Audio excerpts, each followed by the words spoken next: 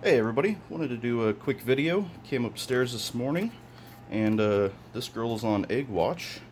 So she's a visual pied het albino and she was paired with a hidden gene woma, 100% het pied het albino, possible yellow belly.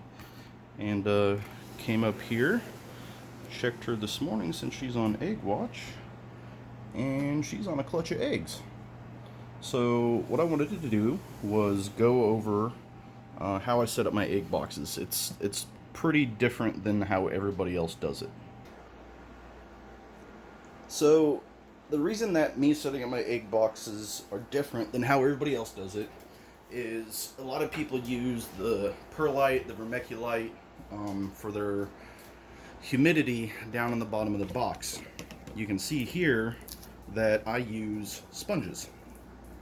You can usually get these at Dollar Tree in a 2-pack, 2 for $1, or you can sometimes find them at Walmart in a 4 or 6-pack. These don't have the abrasive Brillo, it's just a regular sponge. And you can see 3 of them fit very nicely. Excuse me, in the bottom of this Iris shoebox tote. And I use Dragon Hatch trays, the official ones, not the knockoff ones, made in the UK. Now, what I do is, let me go back. I've spent over 20 years in the food service industry. So I may only be on my 12th ball python clutch. I'm not an expert on ball pythons by any means, still learning. It's my 2nd year. But what I do know is sanitation and how to sanitize things. So what I do is I don't want any contamination that I don't need inside my egg boxes.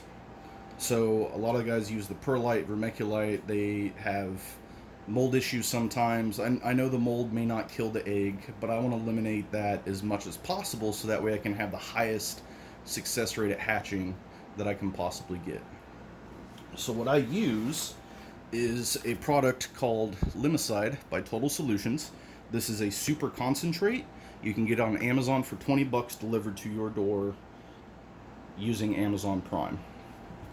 So if you want to pause the video or look it up online, right here it lists hatcheries and how to use it for hatcheries. So this is 100% safe for use around animals. It says right here, animals, promotional items, moonwalks, slides, obstacles, etc. So safe for kids, animals, pets. So literally what you do is you mix a 2-ounce solution of this, because it's concentrated, in 1 gallon of water, and you get this nice lemonade looking liquid.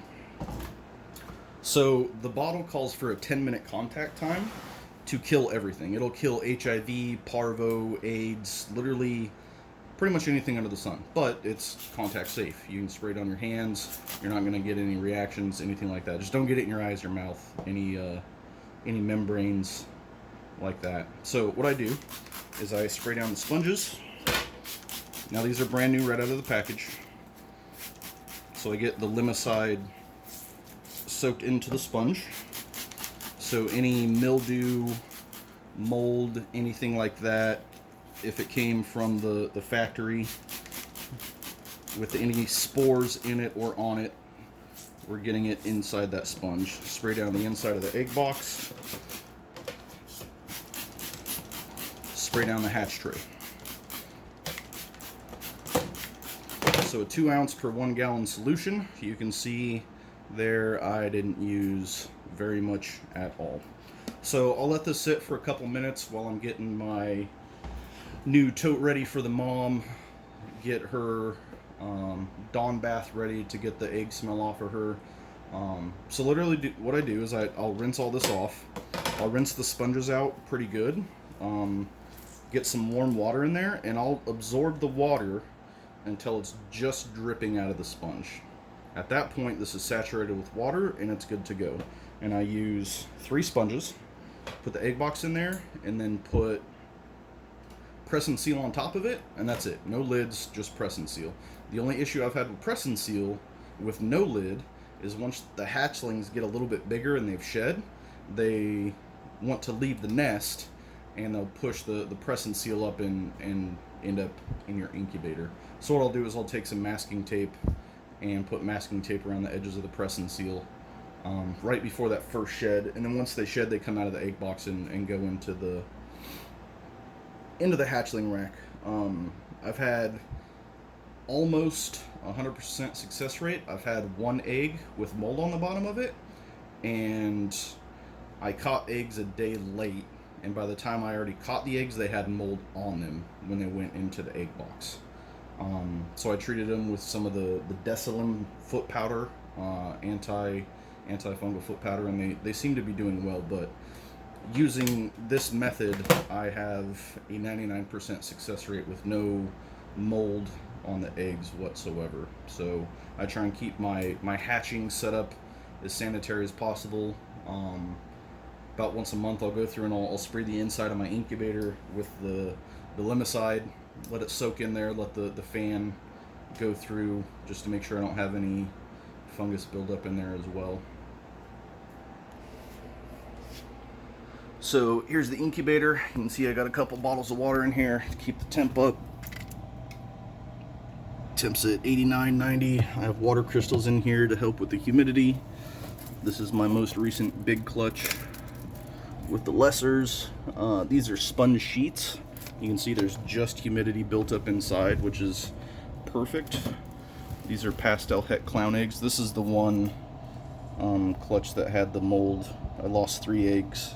They died. These are the only 2. You can see there's a little mold buildup right there. These babies just shed. You can see the tape on the edges. So these guys are going to come out today. And then here's another clutch with regular sponges. This is an 8-egg clutch, yellow belly to my dinker male. All on dragon hatch trays and using sponges and press and seal. So that's about it today, guys. Just putting some different information out there, a different look, different opinion on what works.